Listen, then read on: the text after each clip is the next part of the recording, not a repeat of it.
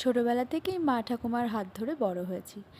বাবা কর্মসূত্রে বাইরে কাজ করতেন বলে সেভাবে সময় দিতে পারতেন না আমাদেরকে। বাইরে কোথাও ঘুরতে যাওয়া, রেস্টুরেন্টে খাওয়া দাওয়া করা, এগুলো খুব কমই হয়েছে আমাদের ছোটোবেলায়। কিন্তু আমি সেগুলো এখন আমার মেয়ের সাথে রিপিট করতে চাই না।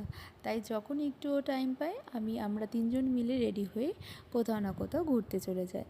আজকে অবশ্য দূরে কোথাও যাইনি, ছোট্ট একটা তোমাদের সাথে শপিং ভিডিও শেয়ার করছি। তো হ্যালো বন্ধুরা, তোমরা সবাই কেমন আছো? আমি বর্ষা তোমাদের সাথে একটা নতুন ভিডিও নিয়ে চলে এসেছি গল্প করতে। তোমাদের সাথে গল্প করতে কিন্তু আমার বেশ ভালোই লাগছে। সারা সপ্তাহের হেকটিক শিডিউলের পর যখন সানডে আসে, মনটা কিন্তু সত্যি বাইরে যাওয়ার জন্য ছটফট করে। তাই তিনজনা মিলে সুন্দর করে রেডি হয়ে চলে গেলাম V2 মলে। জানো তো, মাম্মামের বেশিরভাগ ড্রেসই আমি প্রথম থেকেই V2 মল থেকে কিনেছি। আর এখানের কালেকশন আমার ভীষণ ভালো লাগে, আর খুব কমফোর্টেবলও হয় এখানকার জামাগুলো। বাচ্চাদের জন্য তো খুবই ভালো। শুধু জামা কাপড়ই নয়, বাচ্চাদের যে আরও জুয়েলারি অ্যাক্সেসরিজগুলো, হেয়ার অ্যাক্সেসরিজগুলো আছে, সেগুলো কিন্তু দারুণ। আর তখন যেহেতু অফারও চলছিল, তো দু একটা এরকম ক্লিপসও আমরা কিনে নিয়েছিলাম, যেটা 30 থেকে 50 রুপিসের মধ্যে পড়েছে। আমি কি কি কিনেছি সেটা তোমাদের সাথে অন্য একটা ভিডিওতে শেয়ার করব। জানো তো, মাম্মাম এখন আর চুপটি করে কোলের মধ্যে বসে থাকে না।